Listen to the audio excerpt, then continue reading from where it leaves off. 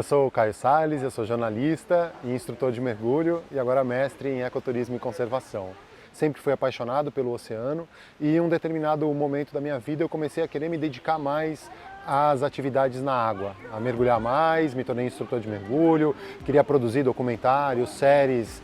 produzindo imagens subaquáticas e para estar mais na água, produzindo mais material, eu comecei a mergulhar muito na Praia Vermelha, dentro de uma unidade de conservação, na verdade um mosaico de unidades de conservação, né? O Parque Natural Municipal Paisagem Carioca, o Monumento Natural dos Morros do Pão de Açúcar e da Urca e a Área de Proteção Ambiental Paisagem Carioca. E durante esses mergulhos eu comecei a me deparar muito com resíduo, com lixo no fundo do mar. E aí eu passei a convidar alguns amigos para mergulhar e catar esse lixo do fundo. Mas mais do que tirar esse resíduo do fundo, eu comecei a catalogar, a fazer relatórios sobre o tipo de material que eu encontrava no fundo do mar. Passei a integrar programas internacionais de combate ao lixo no mar, assumindo um compromisso de periodicamente mandar essas informações para esses programas, para ter mapeado que tipo de resíduo a gente encontrava ali.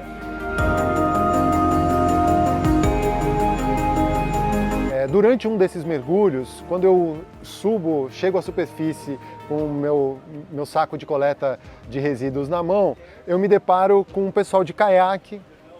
passando uma rede coletando os resíduos flutuantes também da Praia Vermelha. Esse pessoal era de uma disciplina da Unirio, Poluição e Meio Ambiente, ministrada por um professor, o professor Daniel, que olhou e falou: "Cara, tem um mestrado que é a tua cara". No primeiro ano, em 2017, eu fiz um projeto, mas ele não estava muito bem maduro, eu não tinha muito em mente o que era um mestrado profissional, que tipo de produto eu tinha que apresentar no final, como que eu poderia integrar minhas atividades do Projeto Verde Mar, que eram essas atividades que eu estava fazendo na Praia Vermelha, num projeto de pesquisa. Eu acabei não passando na primeira seleção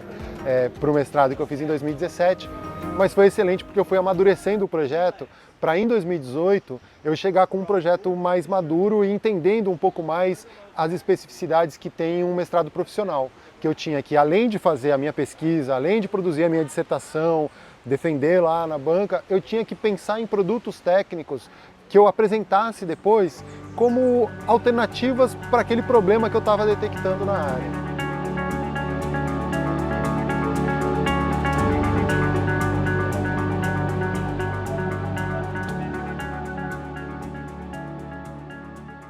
A área onde a gente mergulhava na Praia Vermelha, mergulha ainda na Praia Vermelha, é uma área que fica dentro do Parque Natural Municipal Paisagem Carioca, uma unidade de conservação de proteção integral.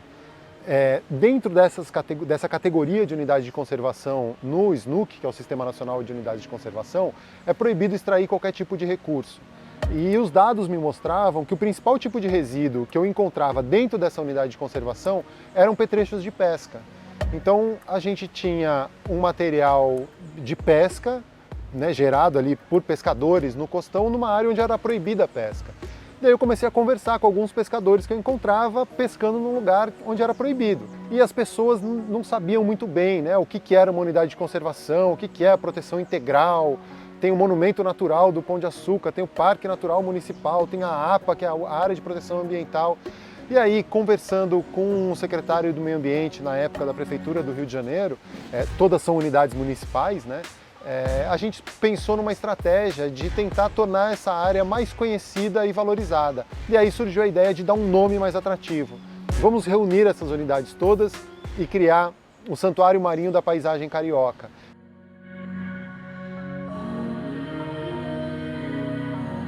Em agosto de 2022, o decreto de criação do Santuário Marinho da Paisagem Carioca foi publicado no Diário Oficial, então o santuário existe de fato. Mais do que simplesmente ter essa minuta e ter esse decreto, eu escrevi um plano de trabalho para ser desenvolvido a partir da criação do Santuário Marinho. Então não basta você dar um nome para um lugar e dizer que aquilo ali vai ser protegido, a partir daquele momento vai ser protegido, né? O que já tinha uma proteção legal, e aí a gente dá um nome atrativo, as pessoas vão passar a identificar isso como algo importante. Então nesse plano de trabalho,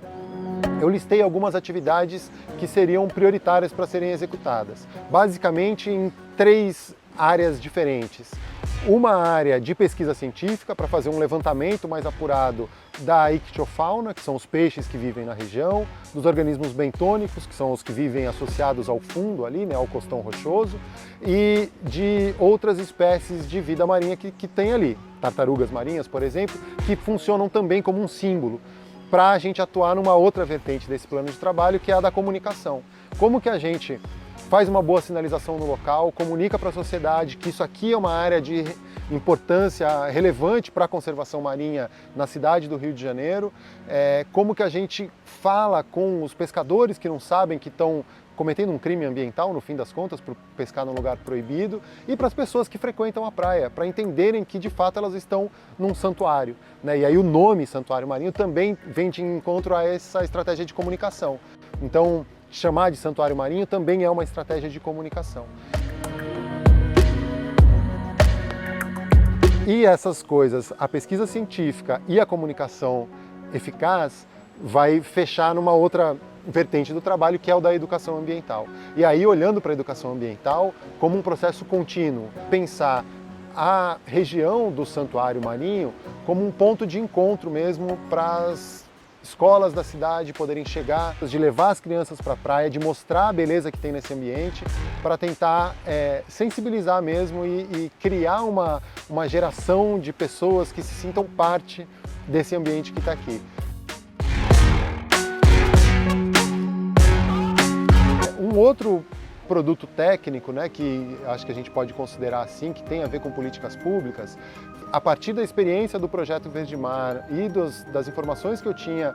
coletado e gerado com a pesquisa, o vereador na época, Leonardo Giordano, ele escreveu um projeto de lei para criar o Gari do Mar, né? Então a ideia foi delimitar a área da Reserva Extrativista Marinha de Itaipu para que os próprios pescadores pudessem reportar quando eles tinham alguma rede de pesca, algum material de pesca perdido, descartado ou abandonado, que aí entra no conceito de petrecho fantasma, de pesca fantasma, né? Que é quando um material desse de pesca fica no mar e continua aprisionando e matando peixes ou outros organismos marinhos sem um propósito,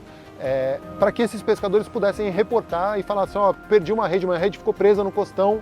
tal dia, naquele ponto do costão. E aí essa equipe, preferencialmente formada por membros da comunidade de pescadores da Reserva Extrativista de Itaipu, possa ir lá de forma responsável, com treinamento adequado, capacitada da forma correta, para retirar essa rede de lá.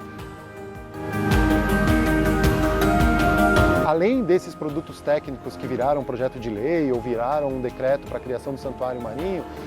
eu comecei a desenvolver outros produtos ligados à comunicação. Então, desde um site do projeto com informações, trabalhar mais ativamente as redes sociais de uma maneira a encontrar linguagens e formas de romper bolhas, né, e a gente conseguir falar para fora daquele meio que a gente está acostumado a sempre falar, produção de séries, né, webséries, séries para TV, busca de mais conteúdos que gerem reflexões e busquem a gente a olhar para a raiz do problema, né? E isso foi muito importante durante o processo do mestrado, eu entender que eu precisava necessariamente trazer a minha bagagem, e isso era primordial para o programa, que eu trouxesse, que eu viesse com isso e não tentasse apagar o meu histórico profissional para iniciar uma nova carreira como pesquisador. E que, inclusive, profissionalmente, eu passei a atuar exclusivamente com projetos de pesquisa e conservação. A minha atuação profissional foi completamente influenciada e alterada a partir da minha passagem pelo programa de pós-graduação em Ecoturismo e Conservação. E aí hoje, como mestre em Ecoturismo e Conservação, eu tenho também um pouco de autoridade para poder atuar nesse meio, se não, né, só pelo título, só pelo diploma, mas pelo conhecimento que eu adquiri ao longo do tempo e alguma autoridade no assunto para poder entrevistar pessoas, para poder pesquisar novos temas, para poder abordar novos assuntos que são importantes e relevantes para a sociedade hoje, principalmente no contexto de crise ambiental que a gente está vivendo.